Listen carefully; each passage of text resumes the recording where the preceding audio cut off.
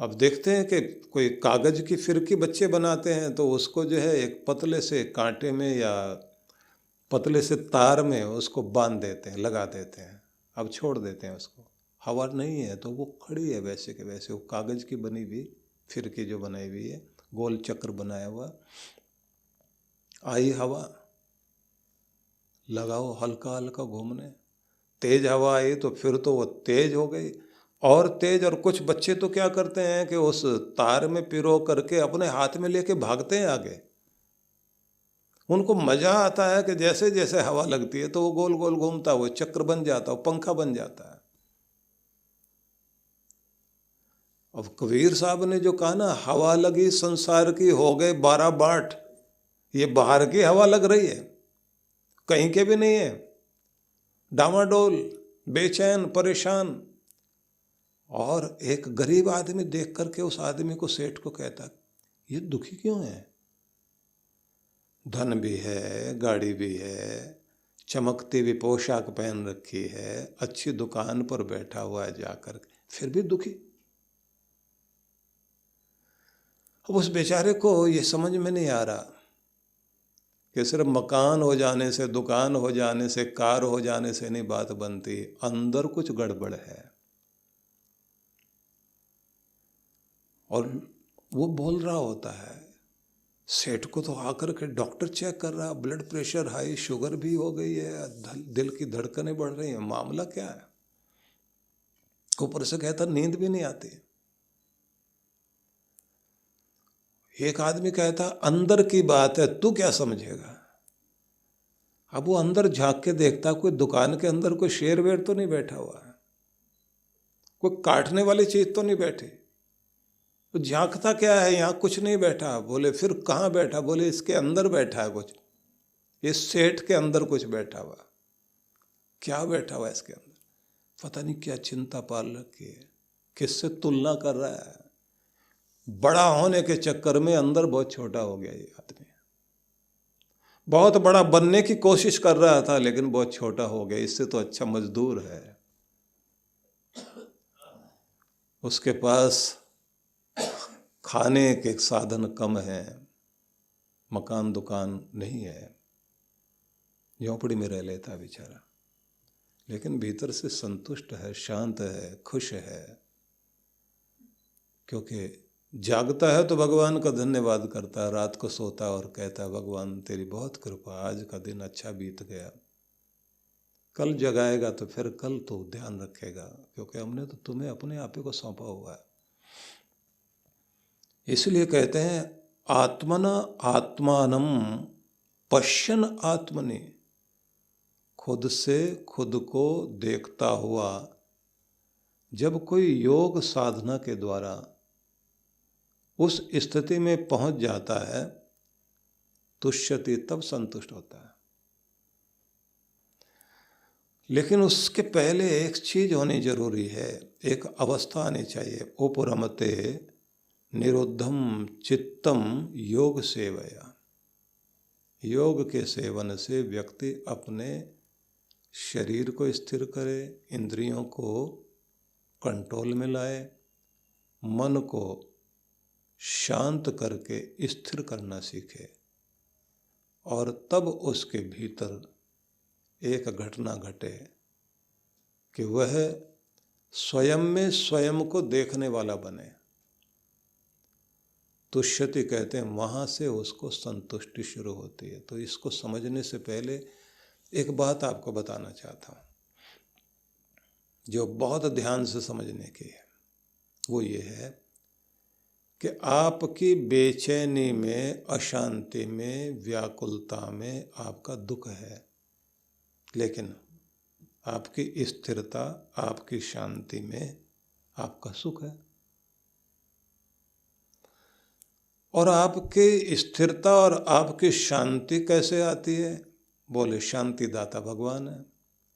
शांतिदाता भगवान से कैसे जुड़ते हैं? बोले उसके लिए योग साधन है। योग साधन क्या करता है?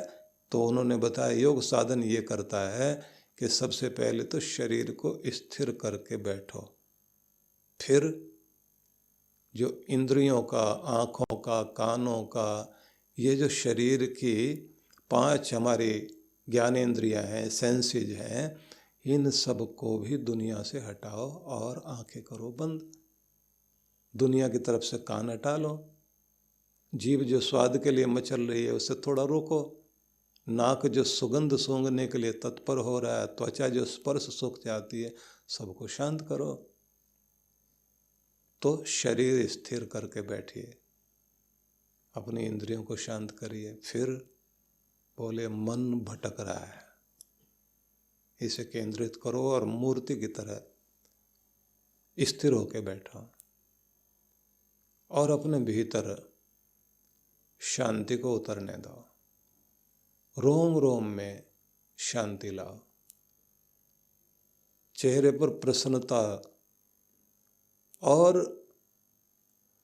भीतर से खुशी लाने की कोशिश करो कि मैं खुश हूं, मैं शांत, मैं स्थिर, मैं बहुत प्रेमपूर्ण हूं। ऐसा बोलते हुए अपने स्वरूप में आ जाओ। आपका स्वरूप क्या? तुम्हारी आत्मा का जो स्वरूप है, जो वास्तविक तुम्हारी जो असलियत है, उसमें पहुंच जाओ। बोले तो यहाँ पहुंच गए तो ये क्या है? बोले यहाँ स्थिर होते ही तो ये एक विधि है ध्यान की, जिसे कहा योग सेवया। ये योग का सेवन है। तो तुम कहाँ पहुंच गए? बोले संसार रह गया दूर, यहाँ से परमात्मा का साम्राज्य शुरू होता है। बोले परमात्मा का साम्राज्य तो सब जगह है। बोले सब जगह है, लेकिन सब जगह तुम्हें दिखाई नहीं देगा, महसूस नहीं होगा। तो कहाँ महसूस होगा? बोले जहाँ तुम्हारा ध्यान संसार से हट जाए और तुम अपनी आत्मा में खुद को खुद में देखने की कोशिश करना शुरू करो। महसूस करो कि यहाँ मैं हूँ, मेरी आत्मा का वो स्थान है। स्वरूप अवस्थानम जिसको कहा है पतंजलि ऋषि ने, अपने स्वरूप में स्थिर हो जाना। तुम वहाँ पहुँच जाओ। वहाँ कौन सी जगह है वो? का ये आत्मयोग है। ये आत्मयोग है, खुद से जुड़ जाना। वहाँ क्या है? बोले यहीं पर है तुम्हारी असली चीज, तुम्हारा असली खजाना, तुम्हारी असली शक्ति, जहाँ तुम निर्भयता की स्थिति में होते हो। मतलब तुम्हारी अपनी खुद की असलियत क्या है? तुम्हारी असलियत है शांति, प्रेम, करुणा, निर्भीकता, निडर रहना, साहसी होना, खुश रहना, प्रेमपूर्ण रहना, आशावान रहना, धैर्य से युक्त रहना। बोले ये सब तुम्हारा अपना असली रूप है। का ये जो हो गया था मेरा, ये क्या था? बोले ये उनका था जिन्होंने तुम्हें ऐसा सजा के खड़ा कर दिया, राजा को भिखारी बना करके दुनिया के सामने खड़ा कर दिया। एक शांत व्यक्ति को अशांत बना करके खड़ा कर दिया। 4 आदमियों ने मिलकर के तुम्हें बोल दिया तुम तो बहुत दुखी, तुम तो बहुत गरीब, तुम तो बहुत परेशान। तुमने उनकी बात मान ली। फिर मैं हूं कौन? बोले वो तुम हो, शांत, पवित्र, प्रेमपूर्ण, निर्भीक, निडर, निश्चिंत। ये तुम्हारा अपना रूप है। यहां तुम अपने आप को पहचानो, अपने आप को, इस रूप को तुम देखो कि ये मैं हूं। अब यहाँ हम अपने आप को देखते हैं तो अपनी आत्मा का स्वरूप समझ में आता। मैं वो हूं जो रहेगा, मिटेगा नहीं। ये शरीर मिट जाएगा। मैं पहले भी था, मैं आज भी हूं, मैं कल भी रहूंगा। ये शरीर भले ही बदल जाए, रूप बदल जाए, लेकिन मैं नहीं बदलूंगा। तो जब तुम अपने अंदर आकर के शुद्ध हो सी, बुद्ध हो सी, निरंजन हो सी, संसार माया परिवर्जित हो सी। मदालसा ने अपने बच्चे को लोरी दे करके ये गीत गाए थे कि जान तो ये नहीं है कि तू राजा के घर में पैदा हुआ, तो राजाओं का भी राजा है, शुद्ध रूप है तो। और ये सारा संसार तेरे ऊपर मैल चढ़ाने की कोशिश कर रहा है, लेकिन तू सच में बुद्ध है, ज्ञानी है। अपने स्वरूप को पहचान। एक बहुत गरीब इंसान, महात्मा बुद्ध के विषय में सुनकर उनकी तरफ चला। एक उद्यान में वो आकर के बैठे थे और पूरी दुनिया भर के लोग मिलने के लिए चल पड़े। कुछ शांति की बात करेंगे, कुछ चैन की बात करेंगे, कुछ मन को शांति मिलेगी, जाना चाहिए, दर्शन करके आए। महान पुरुषों के पास जाने से उनका जो ओरा होता है, उस ओरा का प्रभाव बहुत अद्भुत होता है। उनसे छन करके जो प्रेम हमारे हृदय तक पहुंच रहा होता है, उनकी शांति हमारे अंदर तक पहुंच रही होती है, उनके अंदर की निर्भयता हमारे अंदर जा रही होती है, तो हम जो है निडरता अनुभव करते हैं, निश्चिंतता अनुभव करते हैं। ऐसे महान पुरुष के पास जाना चाहिए और उनके पास जाकर कुछ मांगे तो बड़ी कृपा होती है। ऐसा सोच सोच करके वो चल पड़ा। लोग गुणगान करते जा रहे थे कि इतने बड़े महान पुरुष आए, राजा महाराजा थे और सब कुछ छोड़ दिया। जिस चीज़ के लिए छोड़ा वो कोई छोटी चीज़ नहीं, और अगर पाया भी है तो इतना बड़ा कुछ पाया है कि आज राजा महाराजाओं के मुकुट उनके चरणों में झुकते हैं। ऐसे बुद्ध आकर के बैठे हैं और वो उद्यान में, एक उद्यान में वहीं पर रह रहे हैं और मेला लगा हुआ है। उदास चेहरों पर मुस्कुराहट दे दी उन्होंने, अशांतों को शांति दे दी है। अब बड़ा चारों तरफ शोर मचा हुआ, वो गरीब भी चल पड़ा और वो भीड़ में पीछे खड़ा हुआ देख रहा है। बुद्ध की दृष्टि पड़ी, तेरा नंबर आ गया, तो आ आगे पूछ क्या कहता है। कहता मैं गरीब क्यों, मैं दुखी क्यों, मैं बहुत भाग्यहीन, मेरे घर में बड़ी परेशानियां है महाराज, आप बताओ क्यों। अब बुद्ध कह देते मैं क्या ज्योतिषी हूं भैया, अब मैंने क्या ठेका ले रखा तुम्हारे घर का, तुम किस स्थिति में हो। कुछ नहीं, उन्होंने देखा और बड़े शांत भाव से उसकी तरफ देख करके कहा तुम ऐसे क्यों हो, ये पूछ रहे हो ना। बोले हाँ। उन्होंने कहा तुमने भाग्य के खेत में कोई फसल उगाई नहीं, मेरे पास कोई जमीन वही नहीं है महाराज, तुमने कुछ अभी तक दिया बांटा भी नहीं है, मेरे पास कुछ देने के लिए है ही नहीं। बुद्ध बोले ये शरीर तुम्हारा है, चेहरा है, आंखें हैं, हाथ है, पाँव है, ये सब तो है, अब महाराज इसका क्या करूं, ये तो धारण करके ही दुखी हूं मैं, ना होता तो अच्छा था, इससे क्या कर सकता हूं मैं। बुद्ध बोले थोड़ा शांत होकर बैठो, इस चेहरे से मुस्कुराहट का दान करो दूसरों को। हर पल ये मान के चलो तुम फूल हो इस सृष्टि के, इस सृष्टि वाटिका के, और फूल खिलना ही भूल जाए तो फूल कर क्या रहा है, वो खिला हुआ है, मुस्कुरा रहा है और वो सबको मुस्कुराहट दे रहा है। और कमाल के लोग हैं, उस फूल को तोड़ने के लिए आ रहे हैं कि अब मुस्कुराहट अपने घर लेके जाएंगे। फूल को लेकर आते हैं लेकिन मुस्कुराते नहीं, ज़्यादातर यही होता है। तो उन्होंने कहा कि अपने चेहरे पर मुस्कुराहट लाकर दुनिया को मुस्कुराहट का दान करो। और जैसे तुम मुझे बोल रहे थे ना, इस वाणी से जहां कहीं भी कुछ अच्छा देखो तो प्रशंसा करो, और जिसे मानते हो उसका गुणगान करो। और ये जो हाथ है ना, किसी का भी कुछ सहयोग कर सकते हो, सेवा कर सकते हो, कुछ भी दान करो, मुस्कुराहट का दान करो, धन्यवाद करते हुए अच्छे शब्दों का मंगल वचन कहो। और ये जो आंखें हैं, इनसे दुर्गुण देखने की दृष्टि नहीं है, हर जगह से क्या अच्छा है वो ढूंढो। मन में भी तुम अहित का, बुराई का चिंतन न करना, और ये पांव शुभ की ओर लेकर चलना। तुम्हारा जो हृदय है इसमें शुभ भावनाएं लाकर सर्व मंगल कामना करो। सबको दिया भगवान, सबका भला हो, सबका शुभ हो। अपनी तरफ से जब तुम सकारात्मक भाव लेकर आओगे तो चारों तरफ का वातावरण तुम्हारे लिए, तुम्हारे भाग्य क्षेत्र को प्रभावित करेगा। तुम्हारे भीतर की जो बंजर जमीन है वो हरी भरी होगी। यहीं से भाग्य तुम्हारा अंकुरित होना शुरू होगा। कोसना छोड़ दो स्वयं को, खुद को बुरा कहना छोड़ दो,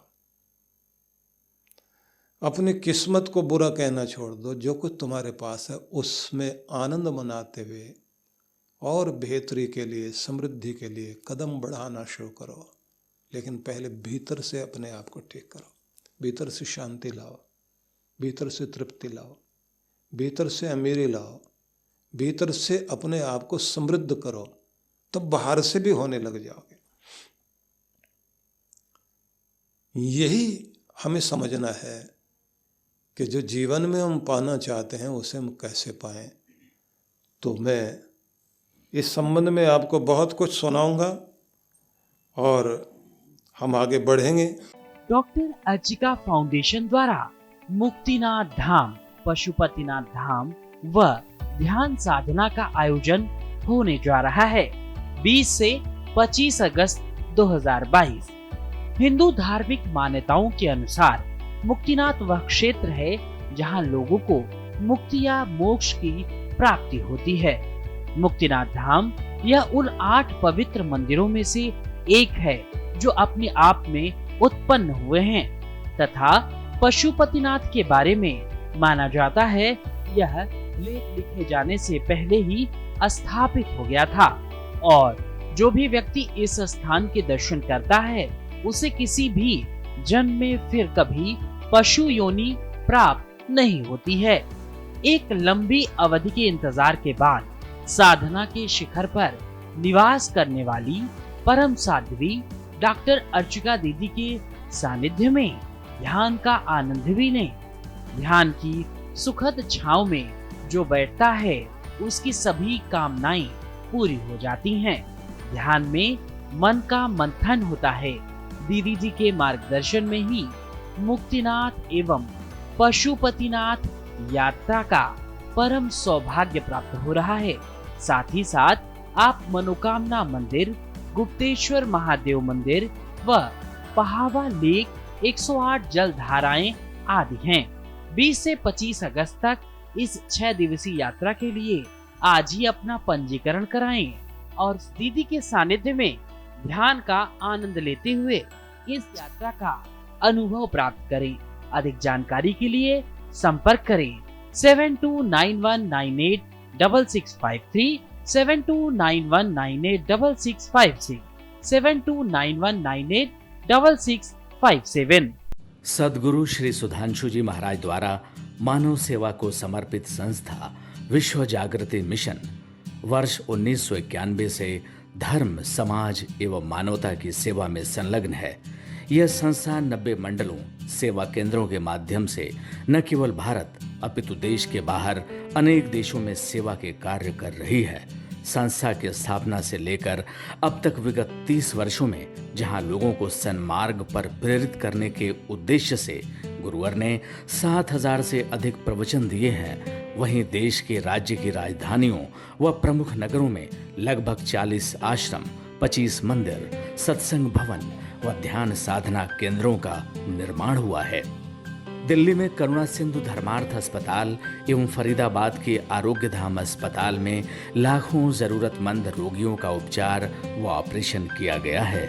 अनाथ गरीब बच्चों के लिए सूरत में अनाथाश्रम, दिल्ली एवं कानपुर में गुरुकुल, फरीदाबाद में ज्ञानदीप विद्यालय, मुरादाबाद में सृजन प्राइमरी स्कूल, झारखंड के रुक्का खूंटी गांव में आदिवासी बच्चों के लिए 2 पब्लिक स्कूल समेत दिल्ली में उपदेशक महाविद्यालय भी बनाया गया है। इन शैक्षणिक संस्थाओं में लगभग 2500 बच्चों को शिक्षित व संस्कारित किया जाता है। दिल्ली के आनंदधाम आश्रम में जहां वृद्धाश्रम एवं वानप्रस्थ संचालित हैं, वहीं आश्रम की कामधेनु गौशाला में 125 गौओं की सेवा की जाती है। कामधेनु गौशाला की तरह ही देश के प्रमुख नगरों में 7 अन्य गौशालाएं भी संचालित हैं। साथ ही पूजा पाठ, यज्ञ अनुष्ठान से लोगों में धार्मिक भावना जागृत की जाती है। गरीब जरूरतमंद महिलाओं को सक्षम बनाने के लिए जहां कई तरह के प्रशिक्षण दिए जाते हैं, वहीं गरीब कन्याओं के विवाह में सहयोग भी किया जाता है। प्राकृतिक आपदा जैसे कि बाढ़, भूकंप, तूफान आदि में जहां मिशन द्वारा प्रधानमंत्री राहत कोष में सहयोग किया जाता है, वहीं जैसे वर्तमान में चल रही महामारी कोरोना संकट काल में जरूरतमंदों को भोजन, राशन किट व सांसों के संकट से जूझ रहे जरूरतमंद मरीजों को देश विदेश से मंगाकर ऑक्सीजन कंसंट्रेटर बांटे गए। मानव सेवा को ईश्वर भक्ति मानते हुए सेवा परमो धर्म के भाव से विश्व जागृति मिशन के सेवा कार्य निरंतर जारी हैं। आइए मिशन के सेवा पथ पर बढ़ते कदमों में कदम से कदम मिलाकर चलें और मानवता की सेवा में दान सहयोग कर पुण्य के भागीदार बनें।